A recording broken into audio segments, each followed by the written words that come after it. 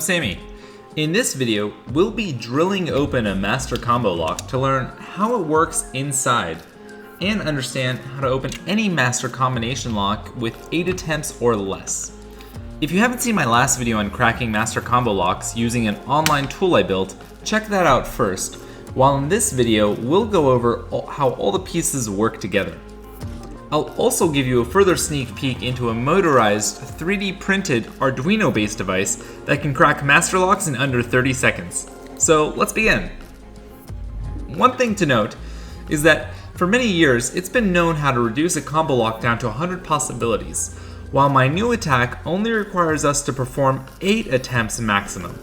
Also, for years, you could shim open these locks with something as simple as a soda can. However, Master Lock has resolved this years ago and labels their new locks as having anti-shim technology. Though the attack I present here will work on new locks, old locks, with or without that anti-shim technology. First, let's drill into a combination lock. I'm going to be using a Dremel with a metal cutting bit. And of course, if you're ever going to be doing drilling or dremeling, always make sure to wear eye protection.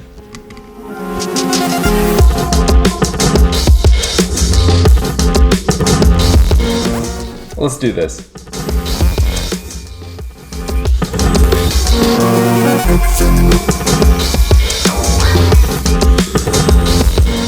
Now that we've drilled open this lock, let's take a look at the different pieces.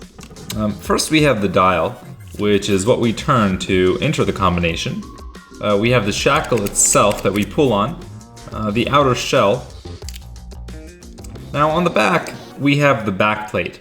That's this piece right here. Normally the back plate is round and covers the entire back. However, I've drilled most of it away, and I've done that so that we can actually see what's happening inside when turning the combination or when turning the dial. You can see the shackle going through most of here. This piece right here is called the shackle collar, and that actually keeps the shackle inside the lock, and you'll see that in a moment. If we pull away the back plate here, you'll see 2 combination discs and a spring. These combination discs are actually specifying what the first and second digits in the combination are. So the locations of these will allow the combination to open. The third digit is specified by the combination lock inside of here, as you can see while I'm turning the dial. Then we have a lever. We have a little metal bar here that's probably preventing something like shimming, and we also have a latch. So if I simply pull on the shackle, you can see the shackle is pulling up the latch. The latch is partially connected to the lever, and the lever is trying to come down, but is getting stuck on the dial. Now, if we turn the dial or that last combination disc to the proper location, and this is whatever the third digit of the combination is, then that gives us enough leeway to allow the lever to go further and then free up our shackle. You'll also notice that this shackle collar is preventing the shackle from coming out. So if I were to just simply pull out this shackle collar, then the shackle will entirely come out. Now, let's also take out this piece, the lever, just to see how that operates. So we can pull that out. We have a simple metal bar here. That just comes right out as well. And we also have the latch, and the latch is springy, so there's probably a spring inside. Looks like there's a bar there. Let's see if we can get that out here. Alright, that bar fell somewhere. Alright, so we have that little guy, and that is holding this inside, and yeah, there's a spring right in here. So these are all the pieces, and if we also take a look at the combination dials here, we can see there's indentations. There's an indentation on the outside and on the inside. And that's on both discs. So what happens is if you turn this enough, it will begin to turn the next disc when the 2 indentations actually hit each other. There's also a spring and a few plastic pieces separating the discs. On the inside of here, we also see a metal indentation. So when you're turning the dial inside, that indentation will ultimately hit this indentation and cause this disc to revolve. When you revolve this disc enough, it will then revolve the last and final disc until you turn the other way. Now let's take a look at opening the combination lock with all the combination discs inside without actually looking at the dial. So we'll just take a look at the discs themselves and line up the gaps with the lever here. So the first gap is lined up. So I'll start turning the dial the opposite way to line up the next disc. All right, looks like the next disc is lined up.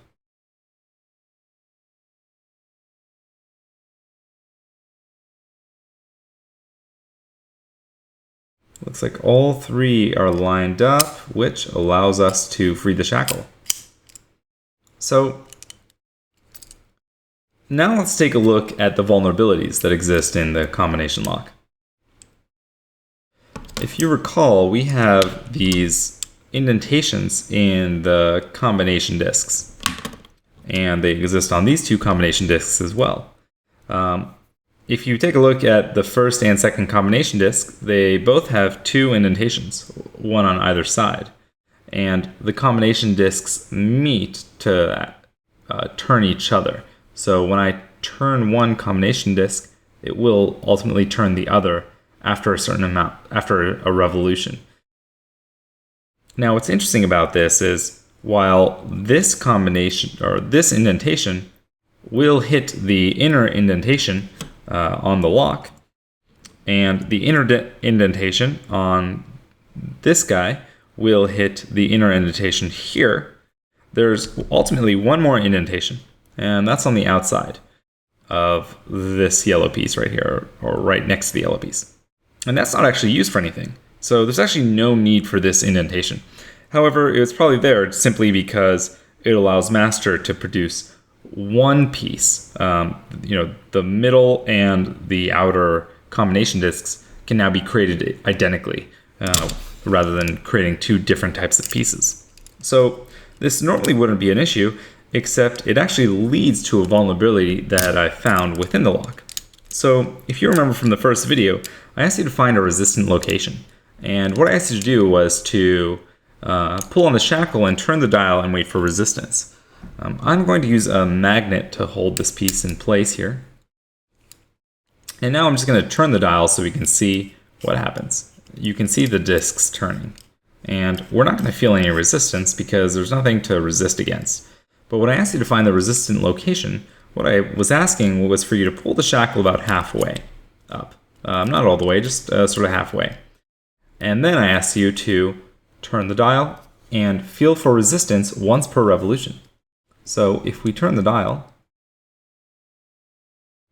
what will ultimately happen is, see that indentation? That will actually hit the shackle collar, this collar piece right here, if we're pulling on it enough. So let's turn this again.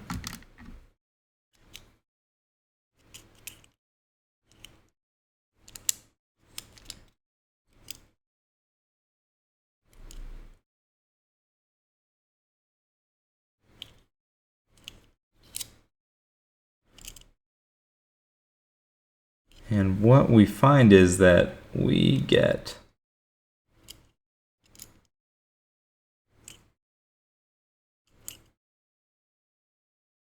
some resistance right there.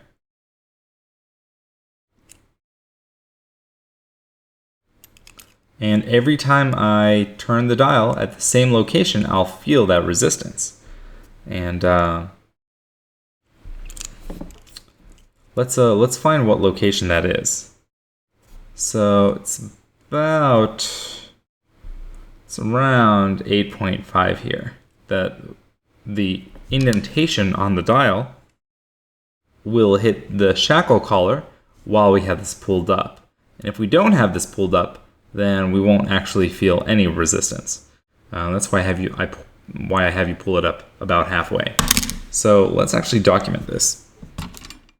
So because this outer dial is relative to our first number on the combination, let us say here, we know that we feel resistance at about 8.5. 8.5 is where we feel resistance. Okay, cool. So let's get rid of this magnet. And now what I want to do is I want to understand 8.5 is not the first number, because clearly the lever, if I were to pull on the lever, is not able to escape down. We want that gap to be up here. So why don't we measure the distance between this gap and the lever to understand how far off we are. So let's measure this.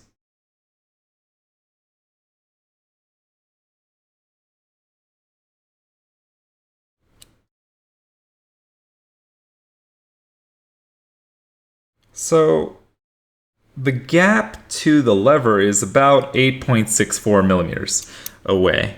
So let's write that down as the distance. 8.64 millimeters. And that's again from the gap to the lever. It's close to 8.5, but there's no, that's just coincidental. There should be no relation there.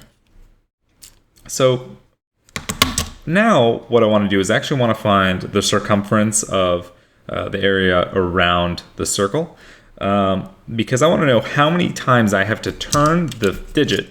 When I'm at 8.5, how many times do I have to turn to get to the first number? I don't know. I just know I need to turn 8.64 millimeters on the circumference, but I don't know what that is yet. So let's first measure the diameter of the combination disc. It's about 19.34. All right, so let's write down diameter is equal to 19.34 millimeters. To calculate the circumference, that's the diameter times pi. So 19.34 times 3.14. Let's calculate that. Let's see, 3.14 times 19.34 is 60.7276. Let's just call it 60.7. Now, that's the circumference, or the area around the combination disc. And what we learned was that it's about 8.64 millimeters between the gap of the first number to the resistive location, or the resistant location. So let's find out how many digits that is. So to do that, we know it's in millimeters. So our circumference is 60.7 millimeters. And there are 40 combinations on a dial, right? There are 40 digits, right? There's 0 all the way through 39. So if we take 60.7 divided by 40, the 40 digits, that's 1.5175. So let's just call that 1.5 millimeters per digit. So when I turn this dial from 0 to 1, we're turning the outside of this disc 1.5 millimeters. Now, we need to turn it 8.64 millimeters. So how many digits is that? So we'll divide 8.64 by 1.5 millimeters. And that is 5.76.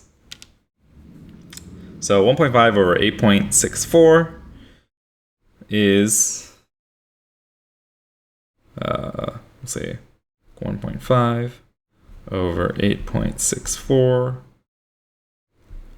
is 5.76 digits. Which is why in the video, whatever digit we find at the resistive location, we round up, right? So we find 8.5, so we round up to 9. and then we add the 5. So really 8.5 plus 5.76 is 13 point, or actually 14. So it's 14.26, which we can round to 14. What this means is our first digit is 14. Let's go ahead and write that down. So first is equal to 14. This is a awesome vulnerability that we found, and essentially is information leakage. It's essentially a side channel attack from something that doesn't even need to happen, right? This indentation is not necessary at all. It provides nothing. It simply allows this attack while providing no value to the combination lock itself. So if they actually remove that indentation, then this vulnerability would not exist. So now that we know the first digit, let's figure out the second and third digits. Now let's take a look at the known vulnerability that's been around for quite a while with masterlock. And that's able to reduce the total number of combinations down to 100. And the initial thing that happens there is finding the 12 first locked locations. If you recall from my video, I don't actually make you find the 12 locations, I only make you find 2. And what they ask you to do is they ask you to pull on the shackle as hard as you can and then turn the dial. So let's go ahead and do that. So when pulling on this, you start to hit lock locations. And I ask you to do this starting at 0. So here I hit, let's see, I cross over 3. And I ask you to write that down. So for this second number, let's just write down 3. And I also keep going. Here I'm between 6 and 7. I tell you to ignore any numbers if you're hitting the whole numbers. So I'm hitting 6 and 7, which are whole numbers, so ignore that. Go to find the next one we cross over. So we're crossing over the whole number 10 here. So let's write down 10. And that's all you need to find. Where in the existing vulnerability, or the known issue, they ask you to find all 12. The reason I found that I could do it much faster is because if you take a look at what's happening inside is we're hitting up against these grooves within the combination, the built-in combination disk. So when I pull on the shackle, the lever comes down and we can't turn the dial any further until we let go of the shackle. And after you find those 12, they ask you to actually figure out which one has the widest gap. And the widest gap is the actual combination, which would allow the shackle to come out. Because I see that these are all equidistant, we can do something much simpler here. We can actually just find those first 2, 3, and 10, and then apply them to the rest of the wheel. So I know that 13 is another possible combination, or another possible lock location. 23 will also get locked, and 33. We'll see the same thing with 10. 0, 10, which we know. 20 will get locked, and 30 will get locked. So let's write those down. We know 3, 13, 23, and 33. And then 10, 20, 30, and 0. So these are possibilities. Any green is possibilities for our second digit. We don't know our second digit yet, so... Or I'm sorry, this is our third digit. So, yeah, let's just say third digit is equal to, we don't know yet. We'll figure that out. Another revelation of the existing known issue is that there's congruency between the first, third, and second numbers. The first and third numbers will be congruent, or will have the same number modulo 4. What that means is if you divide the first number by 4, whatever the remainder is will be the same as the third number divided by 4. It will have the same remainder. So let's take a look at our first number. Our first number is 14. 14 divided by 4, the remainder will be 2. Also, you could say is 14 modulo 4 equals 2. Modulo simply returns the positive remainder. So the third number and first number will have the same modulo 4. Because 14 modulo 4 is equal to 2, that means our third number will also be will have that same modulo 4 equals 2. So besides 14, what can our third number be then? Let's take a look. I've written down all the possible combinations here. So the third number could be 14. It could be 18. It could be 22. It could be 30, 38, 6, 10, 2, 26, 34. So these are 10 possible numbers that it could be. However, from the dial, the lock locations that we found, we only needed to find 3 and 10. But then automatically we can simply take 1, 2, and 3 and put those up against the number. Now let's see which ones of these match. These are all even numbers: 6, 14, 22, 30, 38, 34, 26, 18, 10, 2. So it can't be 3, 13, 23, or 38. So let's take a look. 10, that's a possibility. 20, well, 20 isn't highlighted here, so it can't be 20. 30 is a possibility. And 0. 0 is not highlighted here, so 0 can't be it. So we now know our third number is either 10 or 30. So to figure this out, we go back to our lock, and we simply see what has a wider gap.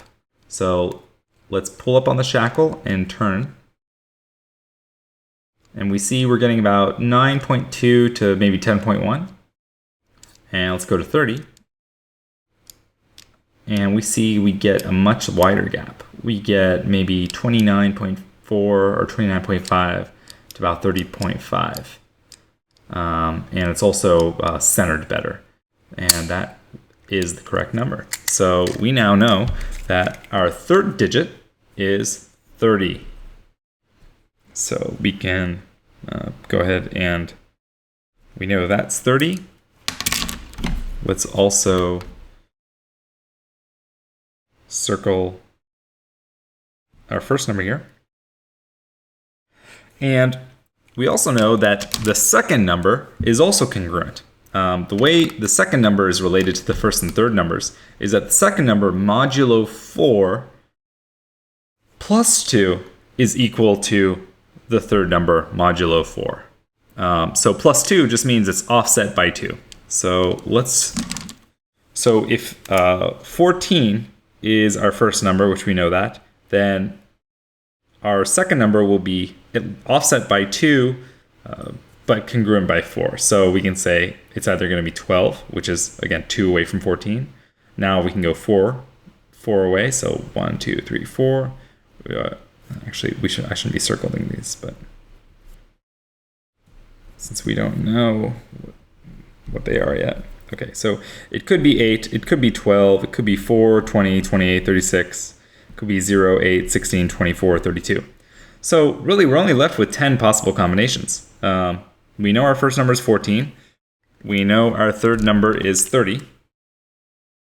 And we only have 10 combinations to try using the combination of these attacks. However, again, I'm able to reduce this down to 8. And there's a reason for this. One thing is the way that this is built. This combination dial cannot be too close to this indentation on the inner dial, on the inner combination disk. So what this means is these two pieces cannot be too close to each other. And what that automatically does is that removes the possibility of the third and second number being close to each other.